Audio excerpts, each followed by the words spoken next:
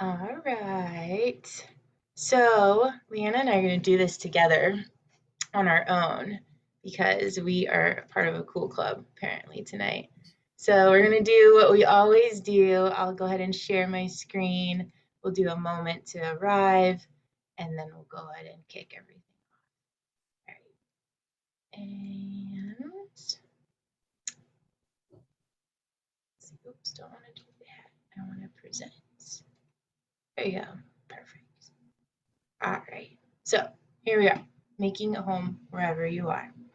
Let's make a home right now where we are in our seats. I'm going to turn off my camera. I invite anybody who wants to turn off their camera. If you're watching this and you have the camera on, you can turn it off. And we're just going to take a moment to arrive where we are.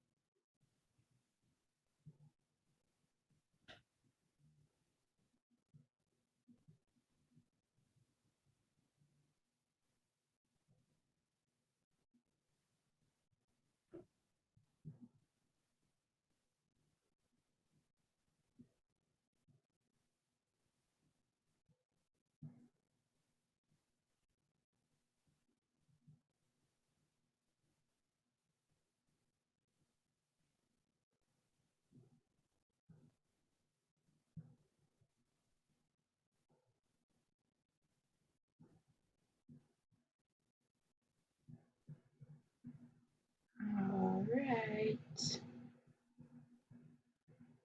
That's our bell. Welcome back to the space. Go ahead and turn my camera back on.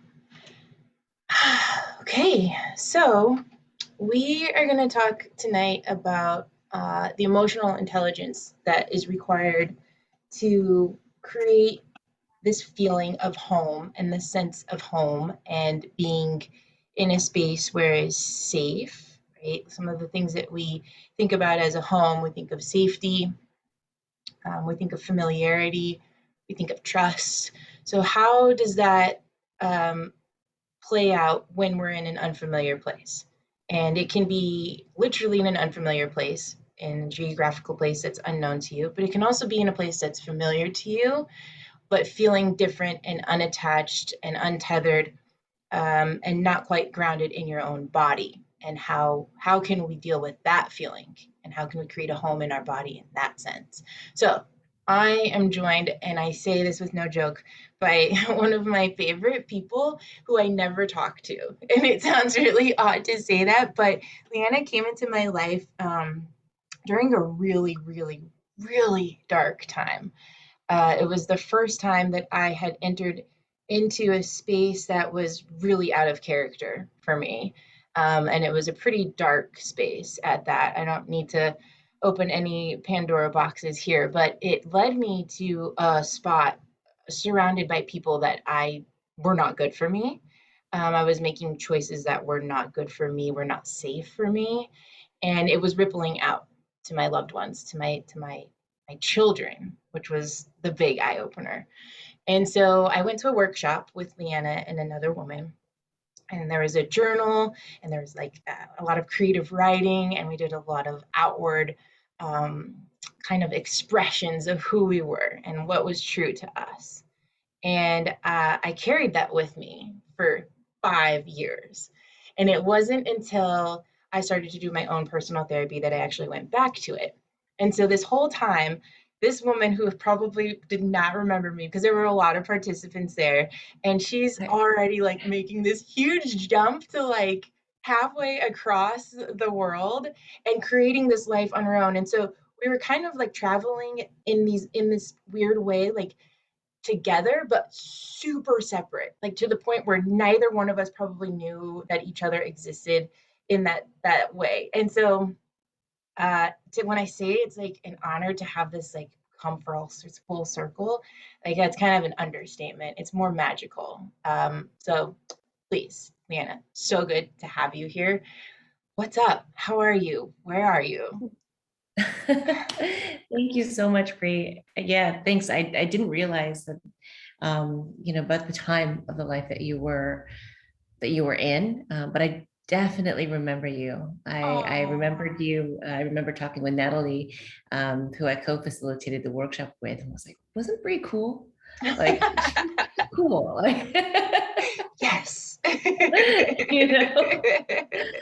But yeah, and I've been following you on LinkedIn, and yeah, and even though we never talk, I just still felt like connected with you from that time Yeah, years ago, which was a different time for me as well. Lots has changed. yeah, lots has changed.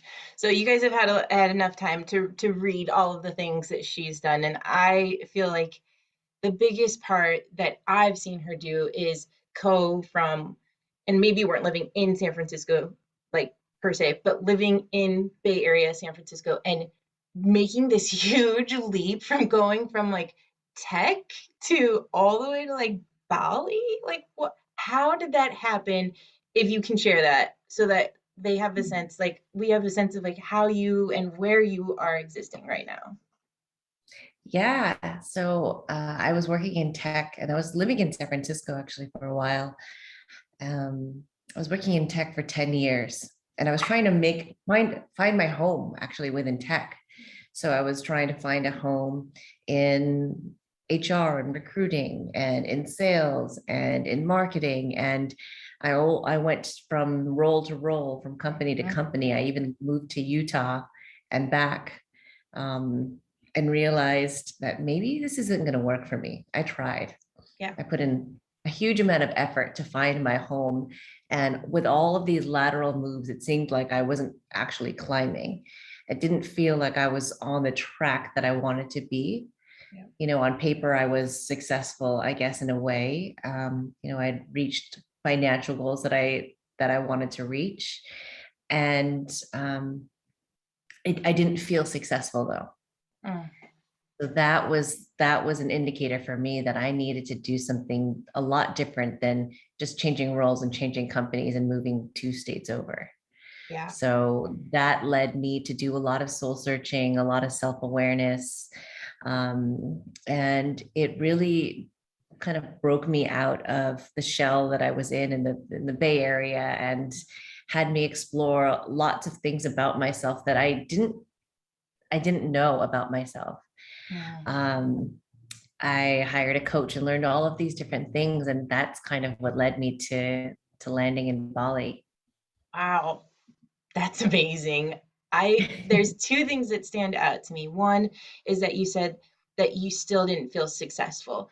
I hear a lot of people Mhm. say like I still didn't feel happy, and I always wonder like what does that happiness tie to?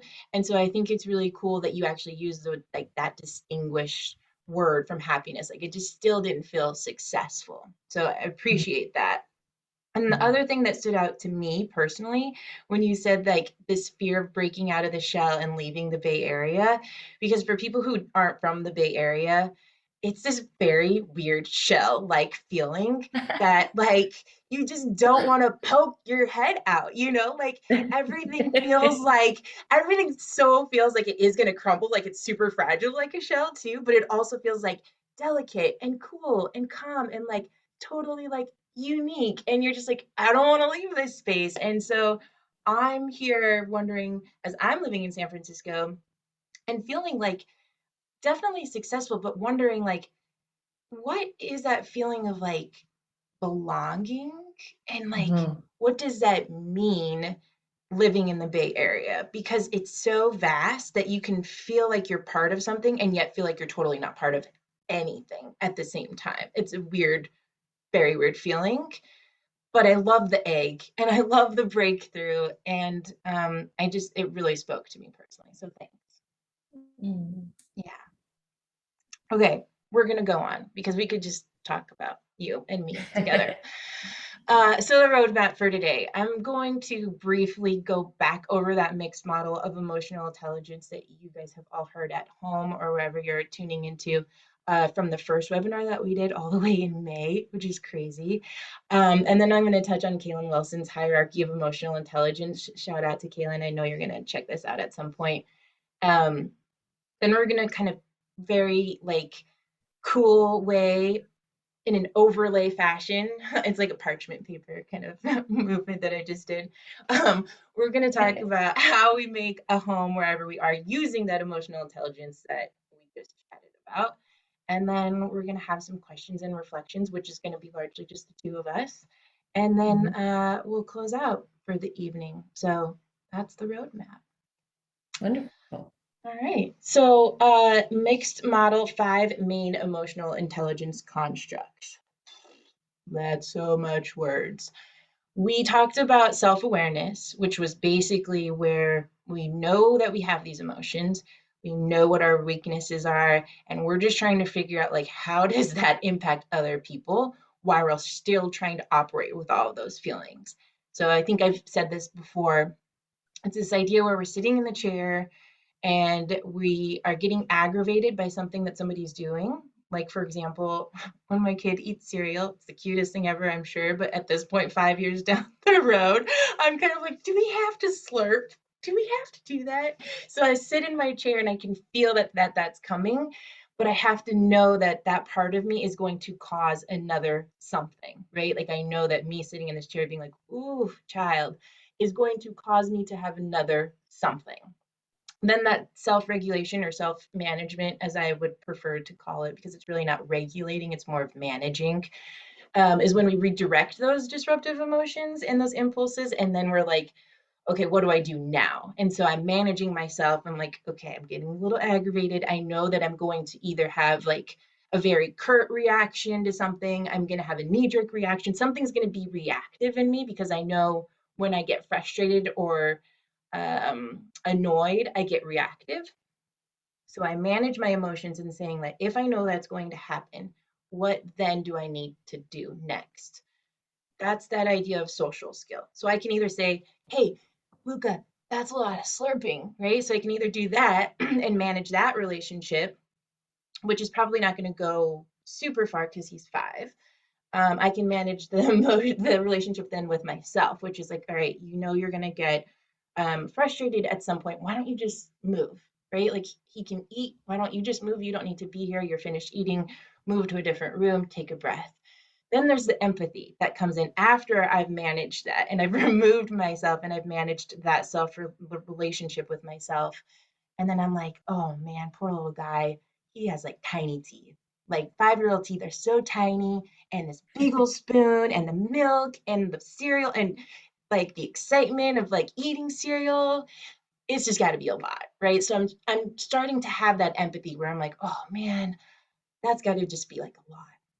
And then I'm motivated to be like, okay, I'm going to go back and sit down and I'm going to try to just be there with him. Or I'm motivated to stay where I am and I have to deal with like maybe the guilt that might come up with not sitting with my child, right? So I'm motivated to stay with whatever decision I choose to go with. I'm motivated to stick with that based off of all of the other things that we just talked about. All right. Mm. Emotional intelligence. This was from Kaylin Wilson's presentation, I want to say in like July, and it was awesome. And she basically took Maslow's hierarchy and just reshifted it into this place of like maybe self actualization actually isn't at the very top, and maybe it actually should be somewhere near the bottom. And the Blackfoot tribe actually did this, and I shared this with you all, and we had that webinar, awesome webinar with Teju Revik. I'm gonna butcher his name, Teju Revi Loshan. I had to visualize it in my head. Who he not only published that article on Blackfoot and the hierarchy that Maslow borrowed significantly from the Blackfoot, but then he also talked about how he uses that in his Gather for um, framework, I guess, of having neighbors help neighbors because they're motivated, because they have that, all of this other stuff that's working with emotional intelligence. So Kaylin talked about self-awareness, which we just covered. Same idea. Aware of your emotions, figuring out what's coming up for you, and then the self-management, similar to that self-regulation, the motivation, the interpersonal awareness is that part where we talk about social skills, where we start to manage the relationships. And then the relationship management is the full on, like you get a full on place to manage that relationship. So it's interesting that she took the interpersonal awareness part because I think that that's where our conversation comes in today. I think that it's important to know like when we're feeling like we need a break. And I'm so happy you're going to talk about that. And then that self-management piece of like, okay, now what do I do knowing that I need a break? And like, where do I go with all these emotions? What are my strengths? What are my weaknesses? What do I do with my needs that need to be met when I'm away from home? All of that stuff. Mhm. And then motivation to like make a home when you're not at home, even if it's only for like a day or 3 days. Like some people are like, "Oh, I don't want to unpack my stuff because it just takes too long." But maybe that's part of making that home, right? Is unpacking your stuff and putting it in that drawer. I don't know. But the interpersonal awareness where we start to like have that feeling of like, this just feels like I'm not at home, or this just doesn't feel right. To then go out and take all of the stuff that we just talked about and say, like, I think I need to do this with somebody else. Even if it's with a different part of you, like your wise self or your child self or your reluctant teen self, whatever it might be. It could even be your spouse that you're like, okay, I think I need to travel this road with you. But like, how powerful is that to realize that you're not at home and then realize that you need to do something about it with either a part of you or somebody else. And I think that's the part that over these past years we've missed out on of like, how do we know when we're supposed to do this with somebody and who we're supposed to do this with somebody, and what pieces do we bring of ourselves to not feeling at home, and what pieces do we rely on our partner to bring to us when we're not feeling at home. So that was a lot. Anyhow, thank you for being here is kind of the main the main segue is thank you for being here because you'll take all of that sciencey kind of more academic type stuff that I think is really important to all of this and kind of wash it in some ways, which is really important for me and some of the other listeners, which is just like sometimes it's great to have all of that and sometimes it's not. So I'm interested to see where our conversation takes us. So I'm going to stop sharing and Yeah. here we are. So self awareness in making a home. What does it feel like when you need a break? What does it feel like when I need a break? Yeah, When I am a break from home? yes. Oh, A yeah. break from wherever you are right now. Like what's that Yes. feel like? Yeah. It's funny because, we were talking in the intro about me needing kind of a break from the shell of the Bay Area. And I've made Bali my home for the last 7 years. Wow, 7 years. And it's funny because like I've been here and with the pandemic and everything, I hadn't traveled or seen my family for over 2 years. And I was just kind of in this rhythm of this home and realizing that I kind of was stuck in it and didn't even think about breaking this rhythm until my partner was like, should we go somewhere? Like, should we go like visit family for the holidays? And I was still in kind of this like pandemic mode. I'm like, is it safe to travel? I mean, it's possible, but I never really put a lot of thought. I didn't have that motivation to go through and find out more. Yeah. So just by my reaction, I realized, oh, I am stuck. Like I feel kind of like the air is stagnant in here and I haven't. And with Bali, there are no seasons, right? It's Mm-hmm. just, it's raining or it's not. It's constantly tropical weather. So it's even more like you even get into this like this place where you don't even know what month it is sometimes Wow. because there's no winter, there's no like cold weather that changes into hot weather. It's just the same all year round. Hmm. So I didn't realize, especially not having left for 2 years, that I was really stuck into this home here. And after we decided to go back to California to meet each other's families and go to Europe, and we traveled for over 3 months. And now Wow. that I'm back here, I'm like, wow, okay. I was looking back in retrospect, I was like, wow, that I was feeling stagnant and feeling Hmm. stuck in some ways. Yeah. And I Yeah. didn't realize that I was in it. Hmm. That's interesting. So it's almost as if you were like you just didn't know it until somebody kind of like poked you and like Yeah. kind of jarred, but like, oh, hey. Yeah, right. Yeah. Yeah. Wow. That's so Hmm. interesting. I think that motivation was a big thing for people because it took so much to just to travel. Not only to like figure out like if you wanted to or not, but then to like be like, what's the mandates? What's the like timing of this? It's like so much engineering and thought and planning that it was exhausting after even thinking about whether or not you wanted to. So like how did you decide, okay, yes, this is worth it? Because you didn't quite have the motivation, but something changed. What was it?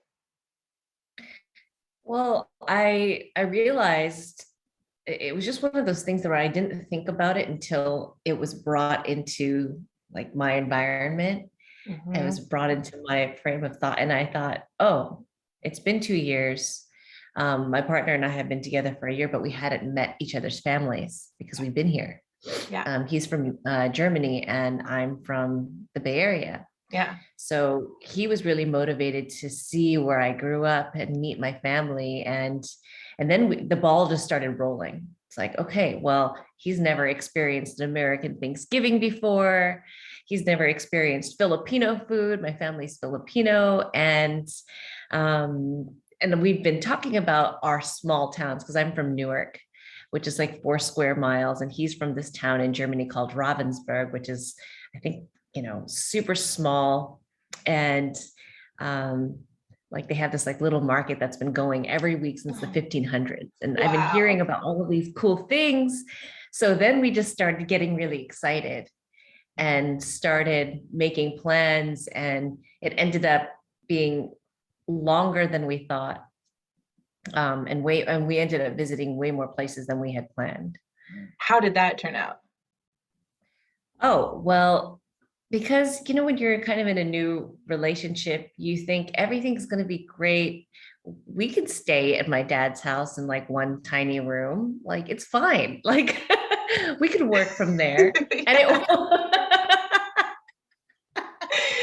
Yeah. he Yeah. didn't have an issue with it. And I'm like, I stay there. We're great here. But here we have 3 rooms, right? Just for the Right, two of us. right. And we have like outdoor living space. So it just feels spacious for us. And that was all that we knew, Yeah. right? Yep, yep. So we're going and to the Bay Area.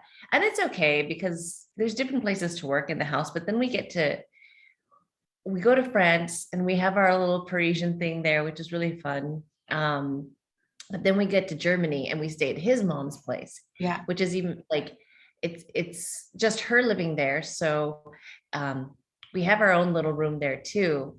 But then we have to negotiate how we get to work and stuff. And then we realized, you were talking about your basic needs or your needs being met. That's around the time, like after 2 months of doing that, we yeah. realized, oh, we need certain things that we're not getting. Yeah, yeah, yeah. Space. Space, privacy, and not just for us as a couple but Each apart other. from each other. Yeah, yeah.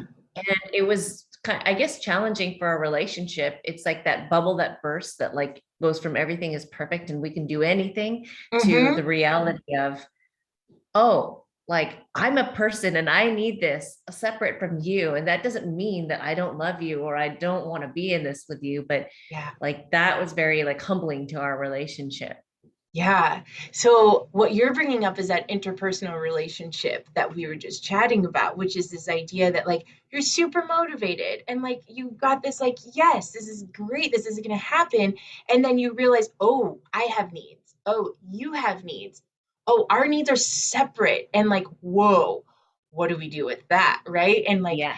who meets my needs? And if it's going to be ultimately me that needs to meet them, what are the smaller needs like along the way that can be met by my partner? So I'm not holding all of it. Right. It's just this, it becomes a dance.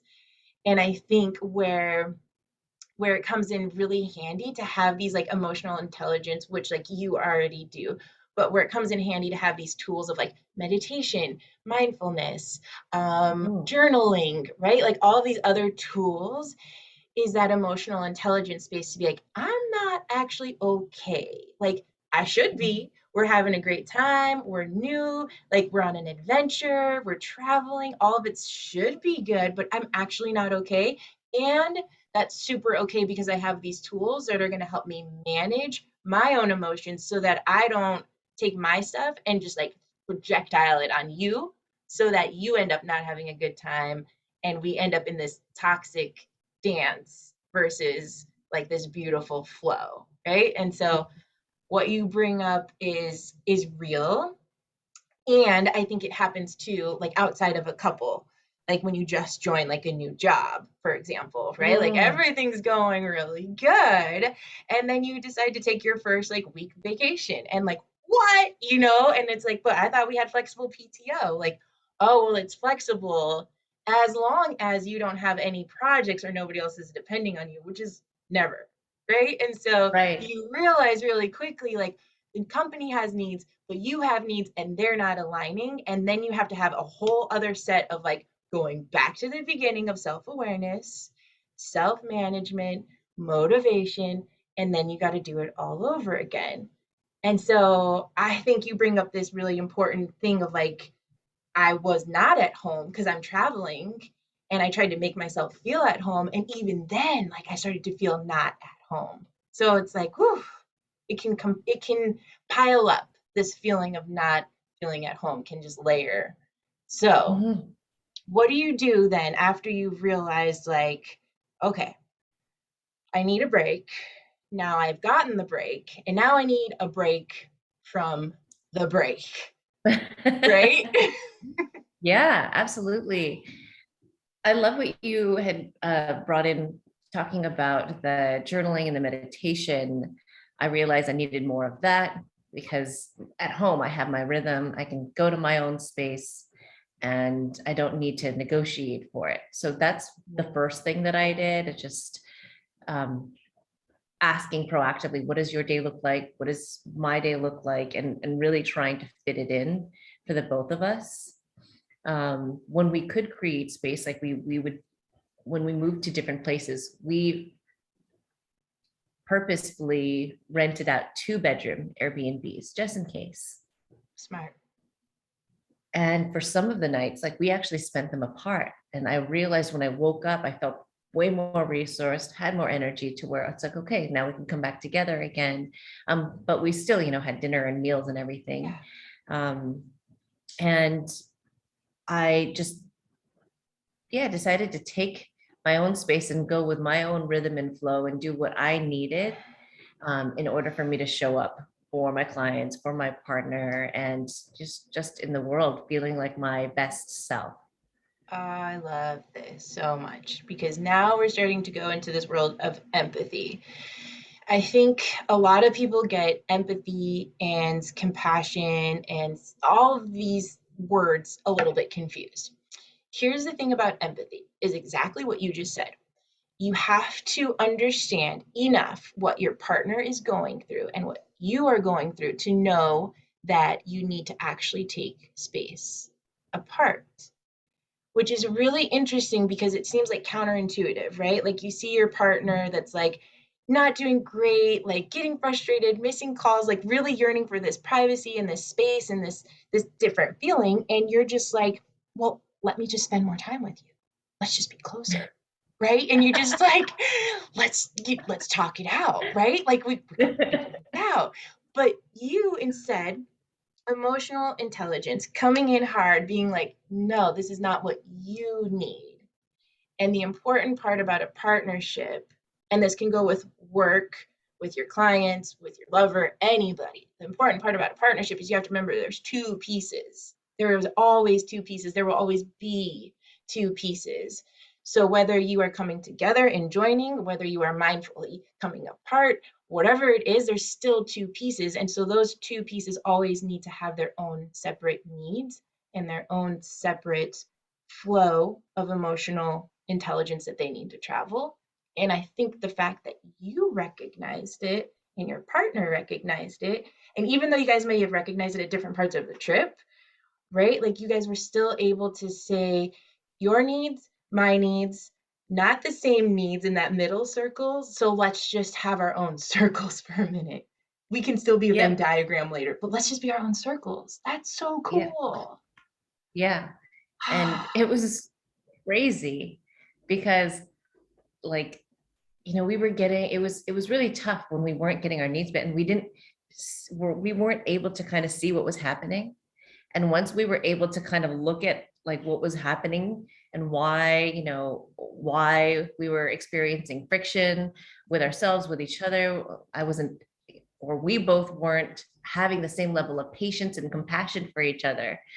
And we just like did the thing to meet our own needs. And we realized it was kind of like, that's it? Like, like really? Like, Yeah, that's it. That is it. It really literally is getting out of your other place and just recognizing your own emotional intelligence and your own lane. That is powerful. But you said a yeah, word that I think is really huge. Rhythm. Rhythm, because I think of like a symphony, right? And you have a symphony and everybody's on rhythm and it's beautiful. And then if you slowly pare away each instrument, you still have that rhythm that one instrument is playing. And if I can just take that with me throughout this feeling of like, I feel untethered sometimes, right? And I feel like totally like maybe I'm in uncharted like land. I don't know. It just feels like I'm not settled. I'm not at home. But I have to recognize that what you just shared and enlightened for me, which was this idea of like being on my own path and in my own rhythm is good enough sometimes. That I don't yeah, need to be really concerned with fitting into the rhythm of the rest of the world because that feels so overwhelming sometimes. yeah, But it's like constantly around you, right? Like the emails you get, everything is like how to come back, how to open up and be in person again, and all of a sudden it's like, um, you. Do I have to do this too at the same time as everybody else? Because I'd like it to be like a phased approach. I'd like to go last. yes, So thank you for kind of giving us permission. I think permission to just find your own rhythm and stay in your own rhythm. That's something I'm Mhm. not getting a lot of in society, of finding your own and staying in your own. You don't have to yeah, share it with other people either. That yeah, was important too, to realize you don't have to change the world with your own rhythm. So mhm, that's, yeah, thank you for sharing that. Um, yeah, I want to talk a little bit about motivation because it takes a lot to plan a trip. Just like a 7 day trip for me, right? Christmas time, once a year trip is like a 2 week trip. And I'm like, okay, November comes, I'm like, all right, we got to plan Christmas, right? But you went on like a 3 month trip to multiple continents. What the heck? How did you do it? And how did you stay motivated and not get overwhelmed? yeah. Well, I would say that I did get overwhelmed at times. So, Thank so you. that She's was, fuming. She's zooming. Woo. yeah. So the first month it was great because I was back in the Bay Area with my family. And one of the things, the whole trip wasn't overwhelming. I just want to be clear about that. And part of the reason why was we programmed in things that we needed from home, like workspaces, work Mm-hmm. times. Like Mm-hmm. we had, okay, from these days to these days, um, we typically want to have these many days of work and these many days of exploring or play or friends and family time. So my old, like overworking, really enthusiastic about like trips and um, part of myself usually fills up all the time, Mhm. like fills it all up to the brim. Mhm. That's how I like to vacation. That's how I like to travel. I think it's kind of an American style too, because we only get this much. So we want to like maximize it. Yes. And my partner, yeah, my partner's been doing this digital nomad thing before a lot of other people that I've known been doing it. So he's really practiced in wherever he goes. He knows he has responsibilities. So that kind of like bled onto me. Nice. So I kind of let him lead in that way and it was working for us, but I was able to kind of negotiate um, uh, our schedule if I had needs or if I wanted to do something. Mhm. So that was really helpful knowing that we were going to have like 4 to 5 days of solid work days, Got it. Yeah. Yeah. whatever days that they were. But we kind of kept to the Monday to through Friday thing. Okay. I'd been resistant to that before because I was like so in tech and corporate for so long that I didn't want to do it. Yeah. But I'm like, it works. And so we did that. And that was really helpful to not be overwhelmed because I can program all of the things that I needed to do, like work wise or for myself wise during this time. And I knew that the weekend was going to be friends and family time and the evenings as well. Cool. So we knew that when we went to France, it was going to be kind of like that, but I had never been to Europe before. So I was like going back into my old patterns of wanting to do all of the things. But so what we did was we did work and all of the things, which was really Yes. overwhelming. But that was only like 10 days. So we worked during the day and we went out late at night. And it was just kind of this very, exciting, like European, Parisian experience for us, um, which I loved. I think the energy of like I had extra energy because it was so exciting for me. And that's where my motivation came from. Like you Mhm. think of Paris, like some people who have been there, just like you can have your own like idea of what Paris is like. But for me, it was always this exciting place where you can drink wine and have bread and cheese and do and just yeah, enjoy time at a cafe all day long. And Yeah. that was my motivation to kind of do both, like work hard and play hard during that trip, which did lead to me getting sick for a couple of days because I was Mhm. like burning the candle at both ends. Mhm. Mhm. But you probably knew that that might be like as like what am I looking for? A consequence of programming the vacation that way, right? Well, I didn't because it kind of just flowed. We were saying, okay, this Okay. is what we're gonna do, and then it was just kind of like tacking on like one more. We're Mhm. let's have a chill night tonight, and then all of a sudden we're out there till like 1, 2 in the morning, just having drinks and having a good time, and the whole Yeah. city's alive. So it was just we had an intention, and then we let it flow. Yeah. And then towards the end, it started kind of creeping up on us. And, we had like conflict towards the end where it was actually, I think the getting sick part wasn't necessarily just the expending energy part. It was also emotional for me. Right. So Mm. my partner and I were experiencing conflict towards the end about something. And that's where I think I got sick because I started getting emotionally stressed. Yeah. Yep. That is when it usually happens. It's funny because Mhm, people talk a lot about, and we won't get like super into the weeds about this, but people talk a lot about your biological, oh, what's the system I'm looking for? Your immune system, mhm, but they don't talk about your emotional immune system, which is mhm. like a legitimate in your brain, your neurotransmitters, so like your dopamine, your serotonin, your oxytocin, all of those like hormones that were firing when you guys are having a great time. This is awesome. This is amazing. But then when conflict comes in, it's kind of like a virus that comes in. Yeah. But you've already excreted all of your dopamine, all of your oxytocin. Oh, you've excreted all of those happy hormones. So there's no like white blood cells, so to speak, to come to your rescue. And so it makes sense why when you Mhm. then after all of the great time, and then you have a conflict come in, why your emotional immune system is compromised, and Yeah. therefore Yeah. your body immune system becomes compromised. Yeah. Yeah. Fascinating. Um, Yeah. one of So the that was things overwhelming. that you're like, that was it. That was overwhelming. You said something, all of the stuff that you're bringing that you just brought up about like taking things from Bali, like your work schedule and making that happen. And then like having your partner be like a mentor, so to speak, of like always having, things to like a set schedule and getting work done in certain days. All of that stuff that you talked about is what we've talked about here in the lab as mirror neurons. And so if you guys remember when we talked about mirror neurons, it's like when you see somebody smiling at you, the neurons in your head are like, "Oop, smile." And so anything that's associated with the feeling of smiling comes back to you. So you could smile at this person, this total stranger, and be thinking about like your mom's lasagna. It's the most crazy thing, but like whatever makes you smile is what makes your actual face smile, but it could be completely unrelated from the stranger smiling at you.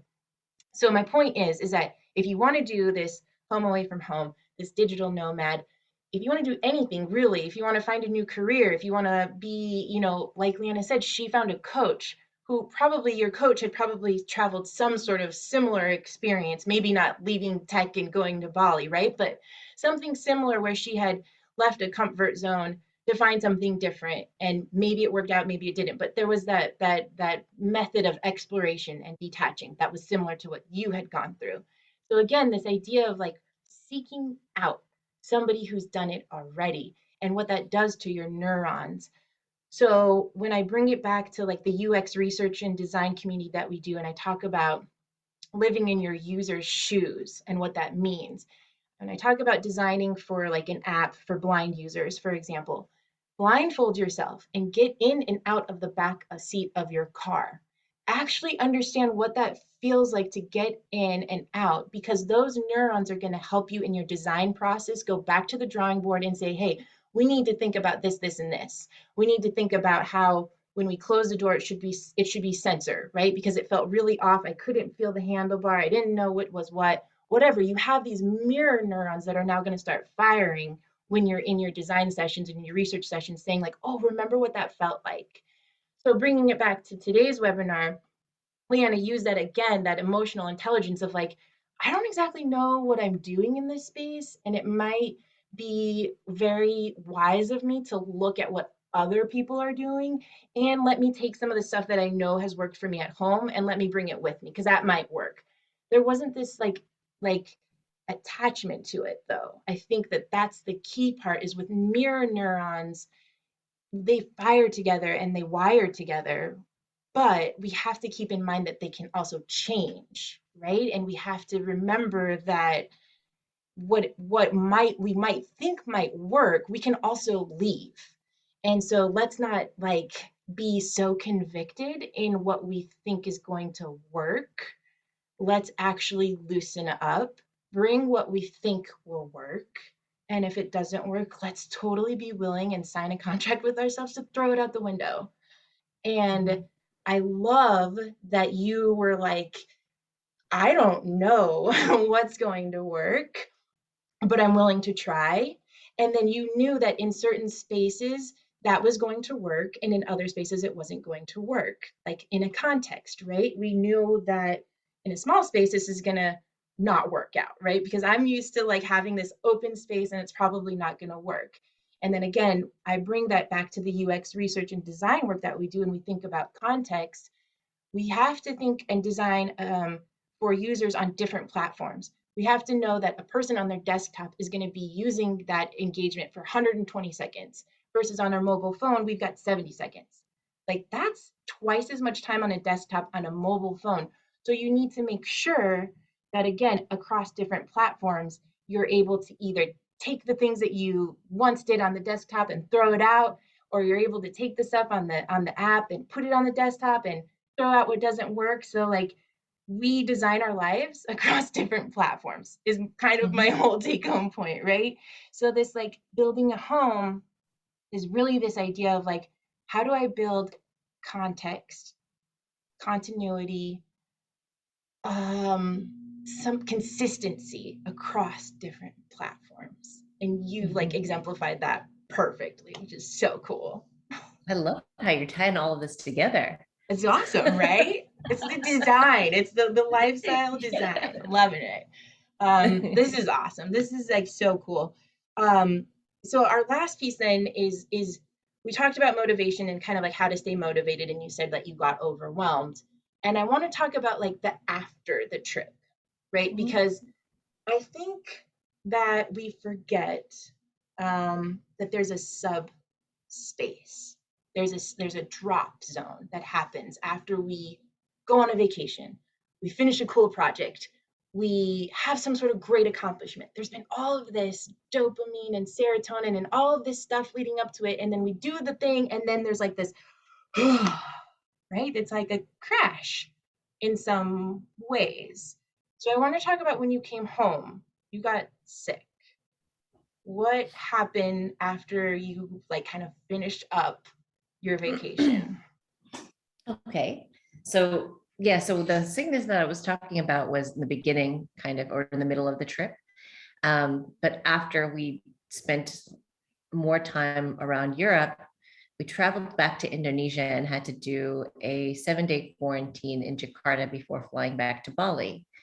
So we did the 7-day quarantine and we're kind of just working, and we made sure to have separate spaces in within our hotel room, from what we had learned. And right before flying back to Bali, we uh, we tested positive for COVID.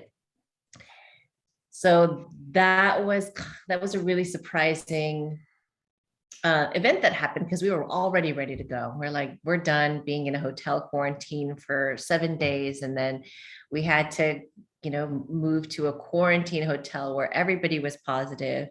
And in that place, it was even, yeah, it was just like one small room. So we decided to get two separate rooms. And I think that's kind of where the crash happened, which was nice because we had our own like personal space to let it all sink in and Yeah, integrate. yeah, yeah. Um, and we just spent intuitively just hours like apart and like checking in maybe in the evenings. But it was really time for me to build my energy back up from the trip of like go, go, go.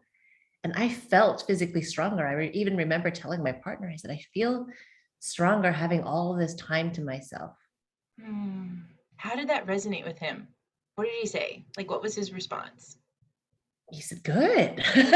Yes, I'm happy to hear that. Yeah. that's Yeah. awesome. He's great. He's very connected and in touch with himself and really supports me, uh, on my, I guess, path to kind of keep doing that and build like my inner strength. I spent a lot of time, working in corporate and trying to um, yeah, please, trying to overwork myself and like self-sacrifice and self-abandon. So I've been on this journey of learning how to, fill this my cup first. Yeah. And he recognizes, me going into the patterns of, you know, people pleasing and doing and helping other people, Mm-hmm. friends, and everyone else before me. And um, he just supports me in me um kind of being able to give to myself first, which is Yeah. something that I'm really practicing. I love that. I love that he uses his own emotional intelligence to support you in your own journey. I think that's really important. And it's a really good showcase of why I have this huge call to action from the rooftop for UX designers and researchers to do more work on themselves in meditation, in mindfulness, with empathy, because then you can really start to design and make things that are supporting other people, not just delighting them and making it like, yep, that was a great banking app, that was 5 star, but really changing their lives, changing the story of financial education within a finance app. because you've decided to really do your own work of how you operate as a person and as a designer and as a researcher. And Leanna's sharing this story of like, I tried to people please. How many times as designers and researchers do we please? We try to please every stakeholder. We try to please every engineer, every user. And then at the end, if we get some sort of feedback that's like, that wasn't that great, or that feature needs this, or this wasn't this, like we kind of have to really put this giant shell or armor around us to protect ourselves. And I'm actually challenging us to not do that, to like lean in to all of this like places of criticism, because it's not you who's being criticized. It's just the work. And Leanna has showcased throughout this whole webinar of how you separate yourself from the work you do and who you are as a person. And sometimes that means completely leaving what you do and completely leaving your city where you live and going to a whole new place and a whole new way of living. And sometimes that just requires taking a 5-minute walk. So it's a continuum that can honestly go from, like I said, 5-minute walk around the block of just catching your breath and realizing I am not my work, to completely leaving your work, going across the world and being like, okay, I am not my work. So my point is that as if we detach more from being our work, we become more ingrained in our work. So we don't have to stay attached because it just is. We become particles. We just become the things that we do. So when you're making this home away from home, Leanna became who she was in Newark. She became wherever she was in Germany. She became who she was, even in this space of having to quarantine, a surprise quarantine, a second time. She became something because of that environment of where she was. And it takes just a small amount of practice, I think, every day of just a breath. Just really honestly, one moment of breathing a day will change over time how you show up in a space. So that's it. That's all I have. Wonderful. Yeah. I'm so glad. I'm so glad we shared this space, and I'm so glad that we were able to take the lifestyle stuff and the stuff that we're doing in UX, because I Mhm. feel like sometimes tech and lifestyle coaching are so like, oh no, those groups don't talk, right? You'd rather be in tech and be like microdosing with your psychiatrist. Like that's much cooler. I'm like, no, just give me a lifestyle designer. That's all I need. I just need um but my point is that we actually intersect. We Mhm. intersect so much to the point where I encourage all of my UX researchers and designers to schedule something with a coach. And you guys are lucky because Leanna's giving away a coaching session for all of you guys. So when I send this out, I'll send out the link that she gave me. I encourage you, if it's not Leanna, find somebody, because the more work you do on yourself, the more you put into the world, little particles of you without giving away your soul. And that's when you become rich. That's when you become abundant. That's when you become beyond the richest person in the world, is when you're sharing more and more of yourself without giving all of you. That's my 2 cents, y'all. Leanna, thank you. Thank you. I love the work that you're doing. I mean, I think it's very unique. I've not seen an intersection quite like this before. And I think it's needed to really, You. help people. I mean, I love the point of separating yourself from your work because we can become really attached and almost to the point where it's obsessive. Yeah. And yeah, I really um, enjoyed our conversation. So thanks for having me on. Thank you. Me too. I enjoyed it as well. And for all of you out there, as I always say, stand in your experience. And I will see you guys next month.